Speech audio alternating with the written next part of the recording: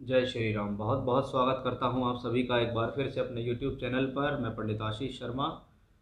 आज के इस वीडियो में हम बात करेंगे कि वर्ष 2023 के अंदर जनवरी, फरवरी और मार्च के जो 3 महीने हैं शुरुआती, वो वृषभ राशि के जातकों के लिए कैसे हैं।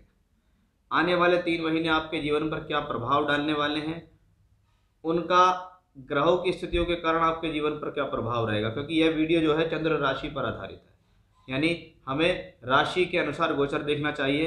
यानी गोचरीय सिद्धांत के अनुसार आपकी राशि के अनुसार ग्रहों की स्थितियां क्या कह रही हैं, इस 3 महीने के अंदर क्या आपके लिए शुभ है, क्या अशुभ, क्या सावधानी रखनी है, क्या बचाव करना है, क्या उपाय करके आपको लाभ मिल सकता है, कौन सा प्लेनेट आपको क्या देने जा रहा है। क्योंकि हर प्लेनेट का कोई ना कोई अधिकार है।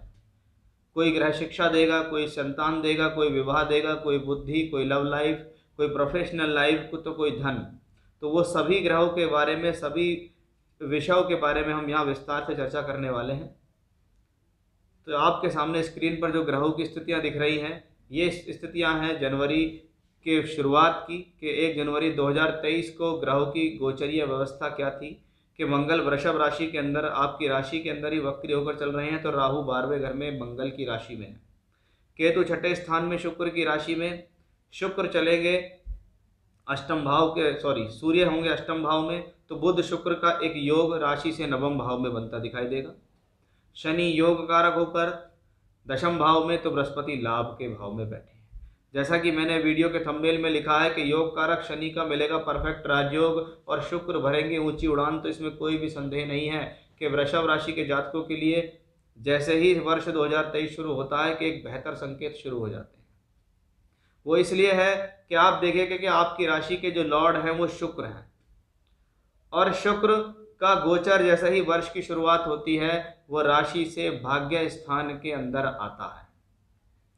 शुक्र वृषभ राशि जो अपने आप में पृथ्वी तत्व राशि है, और शुक्र यहाँ मकर राशि के अंदर पृथ्वी तत्व राशि के अंदर है। यानी ग्रह के अंदर स्थिरता बरकरार है, ग्रह के अंदर मजबूती बरकरार है, ग्रह के अंदर मेहनत करने की क्षमता लगातार बरकरार होती दिखाई दे रही है। यानी ये स्थितियाँ व्यक्ति को लगातार कर्मशील बनाती दिखाई दे रही है। 29 दिसंबर से लेकर 22 जनवरी तक शुक्र का जो ट्रांजिट है वो राशि से 9th हाउस में रहेगा, जिसके साथ बुध की स्थिति वर्ष महीने की शुरुआत में हमें यहाँ दिखाई देगी। यानी एक सुंदर राजयोग की स्थिति बनाई शुक्र ने यहाँ से अपनी ऊंची उड़ान भरनी शुरू कर दी कि मैं वर्ष के शुरुआती महीने में मकर राशि के अंदर हूँ, भाग्य स्थान में हूँ, यानी भाग्य मेरा कहीं ना कहीं साथ दे रहा है। फिर इस शुक्र का राजयोग बनेगा शनि के साथ राशि से दशम के अंदर 22 जनवरी से 15 फरवरी के बीच में, और फिर ये शुक्र हो जाएंगे एग्जॉल्टेड 15 फरवरी से 12 मार्च के बीच में। यानी अगर आप स्थिति को देखो तो महीना जनवरी का, फरवरी का और मार्च का हाफ महीना भी लगातार शुक्र की स्ट्रेंथ को बढ़ाता है कि पहले ये शुक्र भाग्य स्थान में था, फिर ये शुक्र कर्म में आया, फिर ये शुक्र लाभ में। जब भाग्य में था तो भाग्य के लिए अच्छा, हायर एजुकेशन के लिए अच्छा, ईश्वरीय कृपा प्राप्त करने के लिए अच्छा, कहीं ना कहीं आपका लक आपका साथ दे रहा है। जब ये कर्म भाव में होता है तो आपके कार्य क्षेत्र को विस्तार दे रहा है, आपके कर्म क्षेत्र को बढ़ा रहा है, आपके जीवन के अंदर कर्म क्षेत्र के अंदर प्रगति। ऐसे समय में आप नया काम शुरू करना चाहते हैं तो कर सकते हैं। कोई नई अपॉर्चुनिटी मिल गई, कोई नई नौकरी मिल गई, कोई नया यश सम्मान मिल गया। अब इसके लिए जो लगातार आप काम कर रहे हैं उस काम का लाभ भी तो मिलना जरूरी है। तो लाभ कहाँ मिलेगा? एकादश भाव में, जहां पर स्वयं राशि के बृहस्पति हैं, उच्च के होकर शुक्र भी वहां पहुंच जाएंगे। यानी एक बहुत ही सुंदर संकेत शुक्र ने शुरुआत में ही दे दिया। जो लोग एजुकेशन कर रहे हैं कि पंचम भाव का मालिक नवम भाव के अंदर ट्रांजिट करता हुआ दिखाई देता है, लेकिन जैसे ही जनवरी की शुरुआत होती है ये ग्रह वक्री हो जाता है, और ये ग्रह वक्री होकर वापस धनु राशि में आ जाता है, और ये ग्रह 18 जनवरी को मार्गी होकर फिर 7 फरवरी को वापस मकर में आता है। यानी जनवरी का जो शुरुआती महीना है वो असमंजस में डाल सकता है आपकी एजुकेशन को। पढ़ाई से संबंधित आने वाली परेशानी, पढ़ाई मन नहीं लग रहा है, पढ़ाई के अंदर डामाडोल स्थिति हो रही है कि एडमिशन होगा या नहीं होगा, पढ़ाई करूं या ना करूं, या मन में कभी पढ़ाई के विचार आएंगे तो पढ़ाई के कभी विचार चले जाएंगे, कभी नेगेटिविटी आएगी तो कभी पॉजिटिविटी आएगी, क्योंकि ग्रह का वक्री मार्गी होना लगातार चलता रहेगा। यानी 30 दिसंबर से लेकर यदि मैं स्थितियां देखूं तो 7 फरवरी तक, यानी लगभग 1 महीने 7 दिन तक जो बुध की स्थिति है वो अच्छी नहीं है। ऐसी स्थिति में आप एजुकेशनली शांत रह के काम करें। इस दौरान कोई ऐसा एक तरीके से डिसीजन ना लें जिससे आपको प्रॉब्लम हो जाए, क्योंकि जब आपकी बुद्धि का मालिक और आपकी शिक्षा का मालिक इस तरीके से पहले नवम में था, नवम से अष्टम में आया, अष्टम से फिर दोबारा नवम में जा रहा, यानी उस ग्रह को खुद ही नहीं पता उसे कहाँ चलना। दूसरे भाव का मालिक है तो पैसे के लेन देन में सावधानी बरतो। बुद्धि का मालिक है तो बुद्धि को सुचारू रूप से चलाओ। ऐसी स्थिति में लव रिलेशनशिप्स के प्रति सावधान रहना चाहिए। एजुकेशनली सावधान रहना चाहिए कि आपसे कोई गलती हो सकती है, उसका नुकसान हो सकता है। अपनी बुद्धि का प्रयोग उतना ही करें जितनी ज़रूरत है, क्योंकि ऐसे में आप खुद ही प्रॉब्लम में फंस जाएंगे कि मैं अब करूं तो करूं क्या, क्योंकि आपका पंचमेश अष्टम भाव के अंदर मार्गी, फिर वक्री और फिर मार्गी हो रहा है। इसका मतलब ग्रह के अंदर प्रॉब्लम है। 7 फरवरी तक अपनी बुद्धि को सुचारू रूप से चलाओ। 7 फरवरी के बाद प्लैनेट की स्थिति बड़ी सुंदर है। उसके बाद ये बुध 7 फरवरी से लेके और लगभग 27 फरवरी तक फिर यहाँ मकर में और फिर कुंभ में और फिर वो मीन में, यानी इस तरीके से इस ग्रह की स्थितियाँ भी शुक्र के साथ साथ अच्छी होती चली जाएंगी। यानी फिर एक अच्छी स्थिति मैं कह सकता हूँ कि एजुकेशनली, धन के हिसाब से, बुद्धि के हिसाब से और लव लाइफ के हिसाब से बड़ी अच्छी होने वाली है।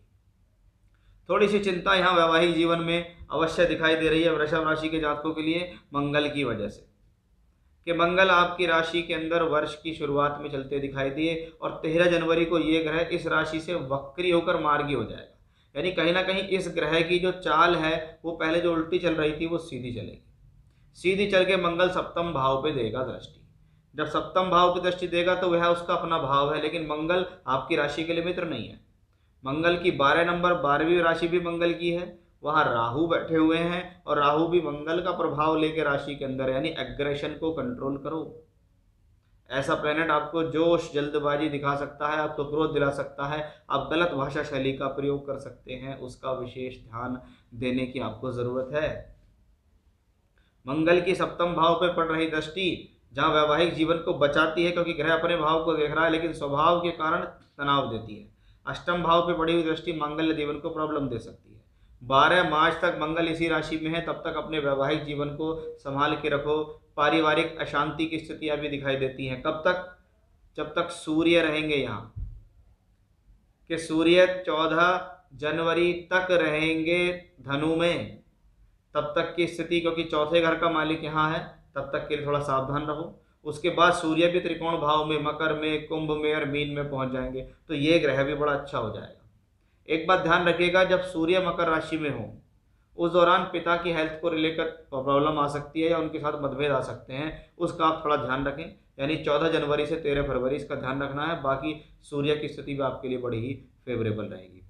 अब योग कारक शनि जब परफेक्ट राजयोग कैसे देंगे? पहली बात, राशि के मित्र हैं, राशि से नवम दशम के मालिक हैं, एक ही ग्रह होकर दोनों भाव के फल दे रहे हैं, इसलिए योग कारक हैं। दशम में बैठकर राजयोग बना रहे हैं, स्वराशि के होकर मूल त्रिकोण राशि के अंदर है, यानी दशम भाव से संबंधित बढ़िया रिजल्ट मिलने शुरू। ऐसा ग्रह आपके जीवन के अंदर, कार्य क्षेत्र के अंदर अच्छी उन्नति देने वाला दिखाई दे रहा है। ऐसा ग्रह कुछ नया यश, मान, सम्मान, कीर्ति, प्रसिद्धि देगा, कुछ नया काम देगा। जब ये शुक्र के साथ युति बनाएगा तो आपके लिए बहुत बेहतरीन हो जाएगा। वो समय भी मैंने आपको बताया कि शुक्र कब कब नवम, दशम और एकादश से युति बनाएंगे और कब कब वो आपके लिए लाभ देंगे। वो एक परफेक्ट स्थिति, वो एक बढ़िया वाली स्थिति आपकी इस 3 महीने के अंदर हमें दिखाई दे रही है कि कर्म का मालिक कर्म में, लाभ का मालिक लाभ में, कि बृहस्पति धन देने वाला, ज्ञान, विवेक, सद्बुद्धि देने वाला, धन संचय कराने वाला, सोर्स ऑफ इनकम देने वाला, तरक्की, प्रमोशन देने वाला ग्रह है। और शुक्र उसका अच्छा एक स्थिति आपके लिए मैं बता दूं कि जब शुक्र का गोचर एकादश भाव में होगा और एकादशेश बृहस्पति वहां होंगे, ये समय होगा 15 फरवरी से 12 मार्च। इस दौरान आपको कुछ बड़ी सफलता मिलने के योग बनेंगे, क्योंकि उस दौरान राशि का मालिक उच्च का होगा और लाभ का मालिक स्वराशि का होगा। एक गुरु शुक्र का प्रबल राजयोग, एक धनयोग बन के एक बहुत अच्छी स्थितियों में आपके लिए बनता दिखाई दे रहा है। यानी वर्ष 2023 की शुरुआती 3 महीने बड़े ही परफेक्ट दिखाई दे रहे हैं वृषभ राशि के जातकों के लिए।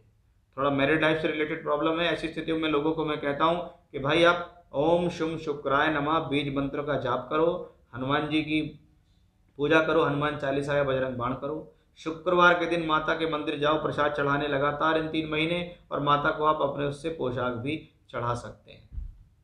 ये उपाय कर लीजिए, जो सावधानियां बताई हैं उन पर ध्यान रखिए। बाकी समय आपके लिए बड़ा ही सुनहरा है, इसमें कोई भी संदेह नहीं। तो ये था मेरा आज का विषय कि वृषभ राशि के जातकों पर कैसा रहेगा इन 3 महीने प्रभाव। तो इसमें कोई संदेह नहीं, बड़े अच्छे समय की शुरुआत आपके लिए होने वाली है। फिर से इसी प्रकार की जानकारी लेकर आपके सामने हाजिर होऊंगा। तब तक के लिए बने रहिएगा मेरे साथ। जय श्री राम।